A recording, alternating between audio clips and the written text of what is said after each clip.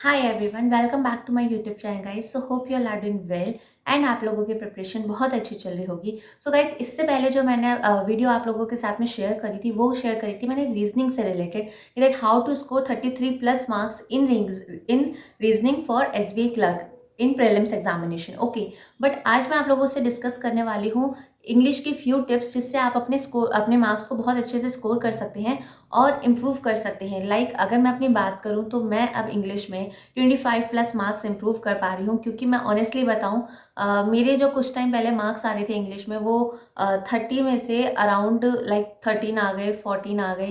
मतलब मैं इससे ऊपर स्कोर ही नहीं कर पा रही थी। मुझे बहुत ज़्यादा टेंशन हो रहा था कि अगर आप क्वांट में भी कुछ पार्ट छोड़ दोगे और रीजनिंग में आप स्पीड नहीं बना पाए और इंग्लिश में आपकी एक्यूरेसी खराब हो गई तो कोई चांस ही नहीं है एग्जाम को क्लियर करने का, राइट। तो यहाँ मैं आप लोगों से डिस्कस करूंगी कुछ टिप्स जिनकी वजह से मैंने अपनी इंग्लिश इंप्रूव करी है और अल्टीमेटली वो आपको भी हेल्प करेंगी। तो सबसे पहले मैं टिप की बात करूंगी कि आप अपने सिलेबस को ना एक बार अच्छे से पढ़ लो। और सिलेबस में ग्रामर के पार्ट को, अगर आप इंग्लिश मीडियम बैकग्राउंड से हो तो आपको नाउन प्रोनाउन पे इतना फोकस करने की ज़रूरत नहीं है। अगर आपका बेसिक आपको पता है कि नाउन कैसा होता है, प्रोनाउन क्या होता है, एडजेक्टिव किसे कहते हैं, कंजंक्शन किसे कहते हैं, एडवर्ब क्या है, और क्या नाम है, जितने भी हमारे पार्ट्स ऑफ स्पीच है आपको अच्छे से पता हो, बेसिक पता होना इसका कि ये वर्क करते हैं, तो हमें ज़्यादा ग्रामर में घुसने की ज़रूरत नहीं है। ओके, मैं बताऊंगी आपको कैसे आप इंग्लिश इंप्रूव कर सकते हो। तो पहला पॉइंट, जैसे मैंने बोला कि अपने सिलेबस को एक बार रीड कर लो अच्छे से। आपको पता होना चाहिए, रोज रोज सिलेबस खोलने की ज़रूरत नहीं होनी चाहिए कि अरे मुझे ये भी करना है, ये भी करना है। आप एक दो दिन लो अच्छे से कि आपको अपना इंग्लिश का सिलेबस अच्छे से पता हो। अगर आपका एसबीआई क्लर्क को आप टारगेट कर रहे हो तो ऑनेस्टली मैं बताऊंगी एक दिन आप 2 घंटे में पढ़ सकते हो सिलेबस को कि अच्छा ये पॉइंट आएंगे और अब मुझे इन पॉइंट से रिलेटेड अपने पर्टिकुलर टॉपिक को कैसे स्ट्रॉन्ग करना है, ठीक है। पहला पॉइंट होता है हमारा, हमें सिलेबस को अच्छे से पता होना चाहिए। दूसरा पॉइंट होता है कि हमें जो मेन क्वेश्चंस है, जो ज़्यादा एक्यूरेसी और ज़्यादा परसेंटाइल हमारी मार्क्स स्कोर करवाते हैं, हमें उन चीज़ों को ढूंढना है और उन पे पहले फोकस करना है। आप इंपॉर्टेंट पॉइंट्स को ढूंढ लिए, टॉपिक्स को ढूंढ लीजिए, उनको नोट डाउन कर लीजिए। जैसे फर्स्ट हो गया आरसी। आरसी अगर आप करोगे तो आपको 5 to 6 मार्क्स, मैं ये कहूँगी अप्रॉक्स 7 to 8 मार्क्स आपको मिलेंगे ही मिलेंगे अगर आपकी आरसी अच्छी है। आप अपनी आरसी कैसे अच्छे कर सकते हो, आपकी रीडिंग स्किल्स अच्छी होनी चाहिए। रीडिंग स्किल्स अच्छी होंगी तो आप देखना कि आप आरसी में कितना अच्छे से स्कोर कर पाओगे, ठीक है। सेकंड पॉइंट हमारा होता है कि इंपॉर्टेंट टॉपिक्स को आप नोट डाउन कर लीजिए कि आरसी उठा लिया, पैराजम्बल उठा लिया और क्लोज टेस्ट उठा ली। ये कुछ ऐसे पार्ट्स हैं, ऐसे टॉपिक्स हैं जिनके अंदर खुद ही 4 से 5 मार्क्स अलाइन करते हैं, ठीक है। तो मैं ये कहूँगी कि अपने इंपॉर्टेंट टॉपिक्स को नोट डाउन कर लो। उसके बाद में मैं कहूँगी कि डेली के बेसिस पे 1 आवर रीडिंग को दो। अगर आप रीडिंग को नहीं दे रहे हो तो कोई भी ऐसा रामबाण नहीं है जो आपकी इंग्लिश को निकलवा सके, क्योंकि रीडिंग अगर आप, ऐसा नहीं है कि 2 दिन में आपको इम्प्रूवमेंट दिखेगी, आपको ये चीज़ कंटिन्यूसली करनी पड़ती है। अगर मैं अभी एसबीआई क्लर्क की एग्जामिनेशन की बात करूँ तो आपके पास में अभी अप्रॉक्स 13 to 14 डेज हैं, जहाँ तक मुझे लगता है अगर आप बहुत अच्छे कि आप बहुत अच्छे से अपनी तैयारी कर रहे हो तो आपके पास में आराम से 13 to 14 डेज हैं। आप उन पे फोकस करो और अपनी रीडिंग स्किल्स को बढ़ाओ। अगर आप 1 घंटा पढ़ते हो तो आप उसको 2 घंटा कर दो। मेरी बात मानो, मैं ऑनेस्टली बताऊं, कोई क्वेश्चन सॉल्व करने से आपके मार्क्स नहीं बढ़ेंगे। आपकी रीडिंग ही आपकी इंग्लिश को इंप्रूव कर पा पाएगी। मैं आप लोगों के साथ में अपना स्कोर शेयर कर दूंगी कि रीजनिंग में मेरा कैसे स्कोर बढ़ा है। मैं ऑनेस्टली बताऊं, मैं 30 में से 13 नंबर वाली लड़की थी, अब जो कि मैं 30 में से अराउंड 24-25 बहुत आसानी से ले आती हूँ, क्योंकि मेरी रीडिंग बहुत अच्छी है। मैं अपनी बुक्स शेयर करूंगी आप लोगों से, जो मैं फिक्शनल नॉन फिक्शनल पढ़ रही हूँ वो भी आप लोगों के साथ में शेयर कर दूंगी। ओके, जो थर्ड पॉइंट हो गया हमारा रीडिंग। फोर्थ पॉइंट होता है हमारा वोकैबलरी। आप रीडिंग, थर्ड और फोर्थ पॉइंट हमारा बहुत एक दूसरे से इंटरकनेक्टेड है। आप न्यूज़पेपर पढ़ रहे हैं, आप कोई नॉवल पढ़ रहे हैं, फिक्शनल है नॉन, कैसी भी अगर आप रीडिंग कर रहे हैं तो आप उसमें से वोकैबलरी आप देखना। आप जब सेंटेंस पढ़ते हो ना तो जो वर्ड्स आते हैं आपको जिनका मतलब नहीं पता होगा, लेकिन सेंटेंस के थ्रू आपको पता चल जाएगा कि अच्छा इस वर्ड का मतलब ये भी हो सकता है। तो this is the thing that how I improve my vocabulary. So मैं आप लोगों को यही सजेस्ट करूंगी कि वोकैबलरी पे थोड़ा फोकस करिए, क्योंकि अगर आप वोकैबलरी पे फोकस नहीं करेंगे ना तो ट्रस्ट में आप मेंस में जाके बहुत गंदे फंस जाओगे। क्योंकि आप मेंस का पेपर उठा के देखिए, जो उसके अंदर वोकैबलरी आती है वो ऐसी आती है कि आपको लगेगा कि आप चाइनीज वर्ड्स पढ़ रहे हो। आपने कभी सुने भी नहीं होंगे वो वर्ड्स। तो प्री फिर भी निकाल लोगे लेकिन मेंस आप नहीं निकाल पाओगे, ठीक है। तो उसके बाद में मैं फिफ्थ पॉइंट की आप लोगों को बता देती हूँ, मॉक दो as much you can.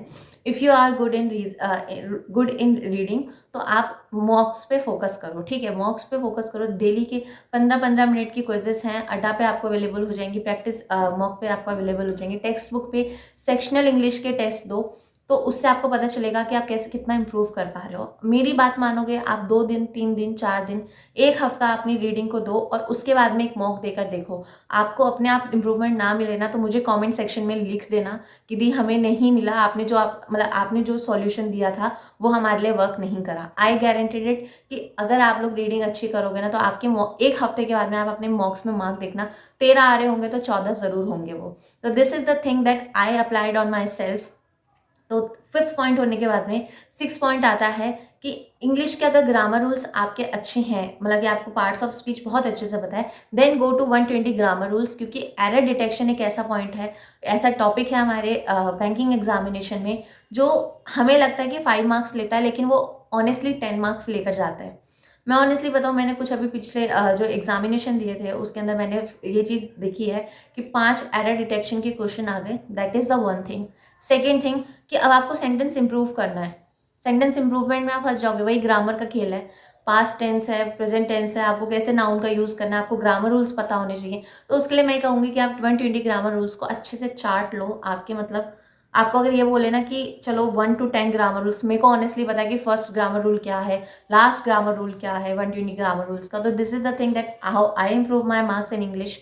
So physics point is that कि बेस्ट बुक को जो आपको like S B Bakshi book हो सकती है, जो मैंने इनिशियली प्रेफर करी थी जब मैं इंग्लिश की प्रैक्टिस शुरू करी थी मैंने, वो हो सकती है। आप अड्डा 24/7 को फोकस करिए, बहुत अच्छी बुक है personally. This is not a sponsor video, मैं ऑनेस्टली बता रही हूँ। मैंने पर्सनली अपनी रीजनिंग के में भी मैंने ये बताया था कि S is the best book ever that I use personally, because उसके अंदर ना लेवल वाइज आपको मतलब क्वेश्चन दे रखे हैं, first level, second level, third level.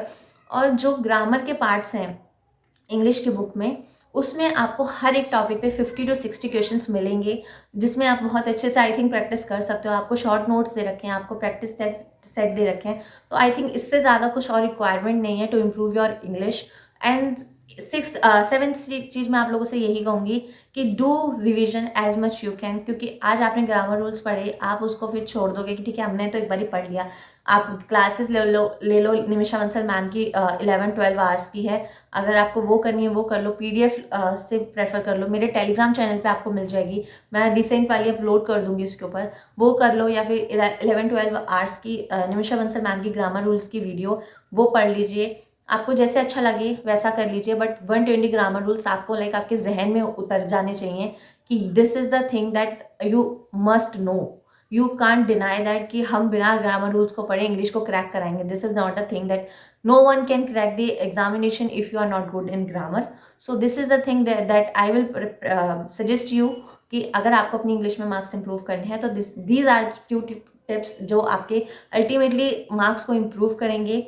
और एक चीज़ मैं आपसे यही कहूँगी कि अपने ऊपर कॉन्फिडेंस रखो। अपनी आप जब सेंटेंस पढ़ते हो ना इंग्लिश के, तो आप अपना दिमाग लगाओ। आप ये मत सोचो कि उधर क्या फिट होगा, आप दिमाग लगाओ कि अगर आपने लाइन पढ़ी है तो आपके इसके अंदर क्या फिल होना चाहिए।